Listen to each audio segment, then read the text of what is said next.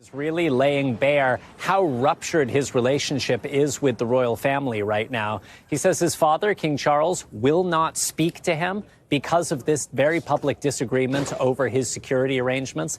And he seems to be questioning how much longer the 76-year-old monarch, who is battling cancer. In September 2025, the Duke of Sussex visited the United Kingdom for a series of engagements, but his return triggered headlines of alarm, risk, and a security system pushed to its limits.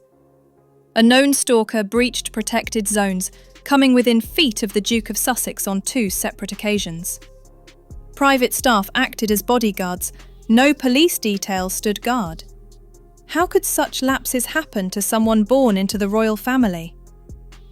The woman, reportedly as a known stalker, may be suffering from mental health issues and entered a secure zone at a central London hotel at which the Duke was attending the Well Child Awards on September 9th. 2 days later, she was spotted extremely close to the Duke at the Centre for Blast Injury Studies in West London, security sources said. She is said to have previously followed him to Nigeria. The thing he's whining about now is that when he left the royal family and his official role, they said, we're not going to be paying for your security when you come over here. You know, you've left you're no longer a working royal, so you're not going to get the police force around you when you pay visits here. It was meant to be a dignified, uplifting return. Harry, the Duke of Sussex, had flown in, stepping onto British soil as a private citizen with royal heritage, attending a long-loved charity, the Well Child Awards. Yet within hours, the first fissure in his protection became alarmingly clear. On September 9th, the Duke arrived at a central London hotel to attend the Well Child event. Security sweeps had been conducted, teams had been briefed, yet a woman known to his security team managed to enter a secure zone. She was not a random intruder. She was already on a fixated persons list compiled by his private intelligence providers. Got a little bit of experience with the broken home scenario, and I can tell you what, every second weekend I wasn't going from one palace to another. Again, his truth, his trauma, but does he have any concept that what it's like to come from a truly broken home? Despite that, she came dangerously close, stepping within feet of the venue. She had breached a barrier that should have held firm. At that moment, there was no police presence in the inner zone. The only barrier between the Duke and the woman was a member of his private staff, who physically body-blocked her to prevent approach. 2 days later, on September 11th, the same woman was spotted again, this time near the Centre for Blast Injury Studies in West London. He's no longer a working member of the royal family. He's been stripped of all of his royal and military titles. He's no more important in this country than any other visiting VIP. If Tom Cruise or Kim Kardashian comes over, are they expecting to have Home Office, taxpayer-funded Metropolitan Police bodyguards? Again, she was intercepted not by police or official protection, but by trusted private staff who had recognised her from past encounters. No armed officers, no close protection detail, only Harry's private staffers acting on instinct, trying to keep her distant. It later emerged that Prince Harry had not had a full formal threat and risk assessment since April 2019, the last time he was placed at level 7, the highest risk category, alongside only 2 others at the time. Yet months passed, threats evolved, and the security machinery did not catch up. These incidents were not trivial. They reveal more than a lapse. They expose a system under strain, a legal framework in flux, and a royal caught between public presence and private vulnerability. You know, here is Harry suing his father's government in his father's court, which is why it's made it so awkward for the king to have a position on it. What could he do? I mean, Harry was clearly invoking, asking his father to intervene and sort of sort this out. To understand why the breaches of September struck so deeply, one must peer behind the curtain at how British royal protection is structured, and where Prince Harry's case diverged. Historically, As a working member of the royal family, Prince Harry enjoyed such full protection. His security was continuous, coordinated by state agencies with intelligence support, threat updates and deployment as needed. But in early 2020, an inflection point came. Harry and Meghan announced their step back from full royal duties and signalled an ambition to live more independently, partly overseas. Ravek then decided to withdraw his automatic protection in the UK, shifting to a bespoke arrangement, with security only during certain visits.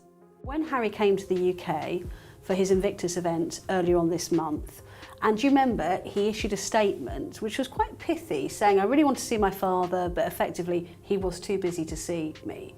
Now, clearly, people close to him are briefing, well, actually, no. Crucially, when that decision was made, Ravek did not commission a fresh risk analysis from the RMB, despite that being the standard practice in earlier years. That departure has become one of the central arguments in later court challenges. From then on, Harry's security status in the UK became conditional. For each proposed visit, 30 days' notice must be given. Ravek assesses the threat, deploys protection accordingly, sometimes minimal, sometimes more, but never guaranteed. Why should somebody who's made that conscious decision to exit both the country and the royal family and royal duty, why should they get such a perk when they come back here of being protected by our Royal Protection Squad? Well, I think that's a legitimate challenge, and I think that's what a lot of people are asking. What do you think? Well, I don't think he should be entitled to that. That approach was legally upheld in May 2025 by the Court of Appeal. The court found that Ravek's bespoke method, though unconventional, was lawful. It accepted that a fresh RMB assessment might not have changed the outcome. From Harry's perspective, that judgment was a blow. He had argued he was singled out for inferior treatment, that while others had systematic protection, his was curtailed. The court disagreed. It concluded that in light of his changed role and residence, Ravek's decision was understandable. Yet for many observers, the ruling revealed a deeper question. Can protocol truly adapt to a royal who steps outside the traditional path? And should safety ever be contingent on status, geography, or nuance? The incidents are likely to be used by the Duke as proof of the danger and risk he faces, as he continues to pursue the right to a full risk assessment of his security arrangements, despite losing a legal challenge against the government. A friend said the Duke felt enormous guilt that his visit put others around him at risk, citing it as one of the reasons why his visits to the UK are so infrequent. It should not be left to two office staff to act as extra eyes and ears or provide a physical barrier, said the friend. That should not happen. It is only going to take one motivated, lone individual for this to go south very quickly. The bespoke arrangement has so far resulted in the Duke receiving minimal or no police protection on most visits. Instead of the armed close protection he received as a working member of the royal family, he has been assigned a liaison officer to contact if anything goes awry. A role police sources admitted was a suit in an office who is not security vetted. As such, should there be an incident, his private protection team can only call 999 and hope for a swift response. The Duke of Sussex has lost a bid to bring a second High Court challenge against the Home Office over his security arrangements when visiting the UK. Well, security has always been a hugely contentious issue for Prince Harry ever since he left his role as a senior working royal. Prince Harry's decision to mount a legal challenge was not just about safety. It was about precedent, equality, and the sense that he was being treated differently. In 2025, he appealed to the Court of Appeal, seeking a full risk assessment and the restoration of consistent protection. Harry, in public and in interview, expressed frustration. He insisted he would fund protection himself if allowed, but that the system should treat him as it treats others. He claimed that threats to his life, born from his royal lineage, military service, global profile, and often controversial stance could not be ignored simply because he no longer held an official role. Now, the law had spoken. But whether it had made him safer, or merely more constrained, remained deeply unclear. One of the most chilling elements in Harry's recent episodes is that the intruder was not random, but someone already on a watch list. This underscores the preponderance of threat that comes from fixated individuals. In UK security parlance, fixated individuals are those who develop obsessive commitment toward public figures, a belief of personal mission, entitlement, or grievance. They may send letters, loiter, escalate approaches. Their behaviour is often erratic, deeply emotional, and intrinsically unpredictable. To manage this risk, the UK has a specialised unit, the Fixated Threat Assessment Centre, FTAC, a joint operation of the Metropolitan Police, the Home Office and Mental Health Services. FTAC was established in 2006 to intercept and assess such threats early. Fixated individuals, however, defy typical security measures. They often resist rational barriers or logic. Return to that breaking news of the last 10-15 minutes, news from Clarence House. And let me show you the first pictures, because these are the pictures of Prince Harry as he arrived there at Clarence House, where he's expected to meet his father, King Charles. Their motivation is emotional, personal, sometimes delusional. This makes them among the hardest threats to defend against. Neil Basu, former head of counter-terrorism policing and former RAVEC member, has emphasised that they represent the most common nature of threat to a member of the royal family. Basu has said that the only way to catch such individuals is to remain physically close, to intercept early, to smother risk before it materialises.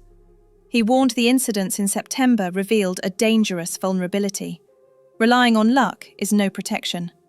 In Harry's case, his private security team had indeed catalogued this woman as a fixated individual.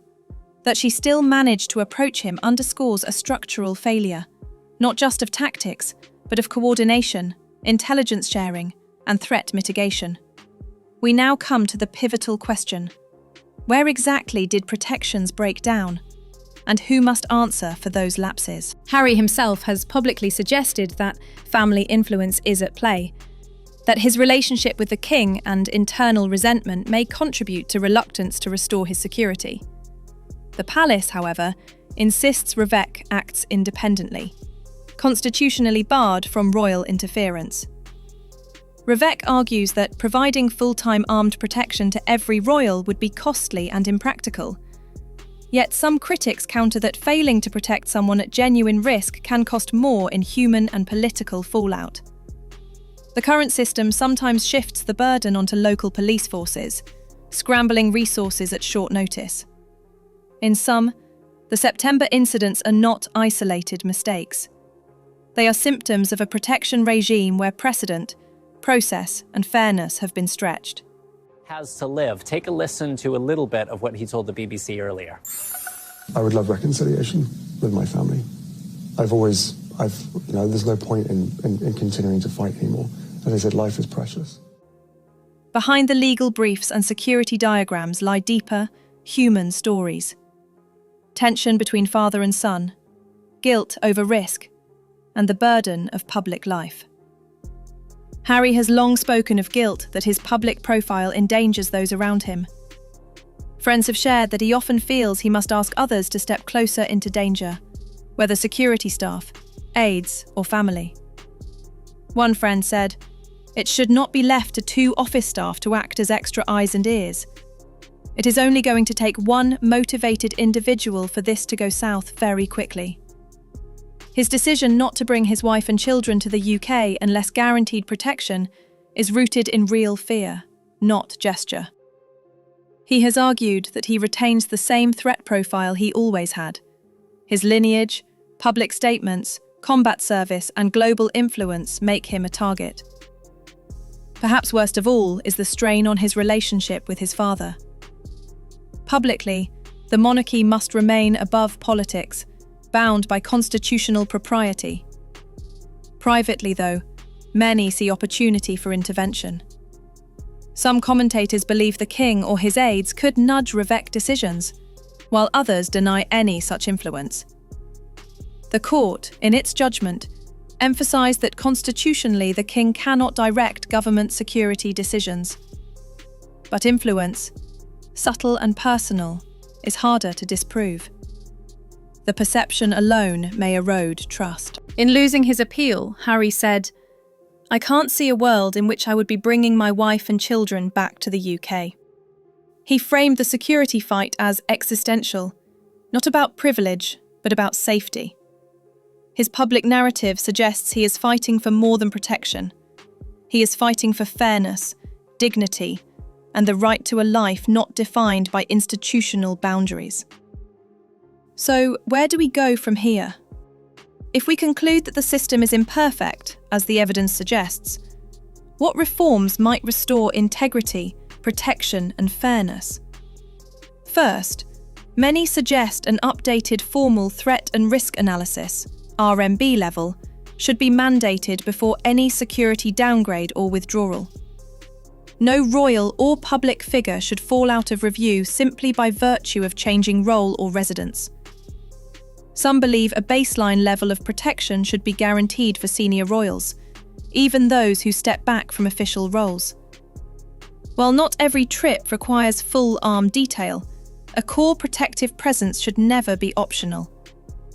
Royal or private security teams must be integrated closely with state agencies. The September breach shows that private teams alone cannot carry the burden. Intelligence sharing, joint rehearsals, and mutual authority should be assured. Prince Harry's 2025 UK visit may be remembered more for what nearly happened than for what actually did. A known stalker coming within feet of him, twice, should not have been possible under any credible system of protection. These breaches expose more than gaps in planning. They reveal tensions between tradition and flexibility, law and emotion, public duty and personal safety. The path ahead is not simple. It requires structural reform, constitutional clarity, and moral will. But one principle must remain unshaken. In a modern democracy, every person, royal or not, deserves protection proportionate to risk, not contingent on favour or function. If the monarchy is to remain relevant, it must adapt with integrity, not by relying on trust, reputation, or old rules, but by building systems that protect lives with fairness and foresight.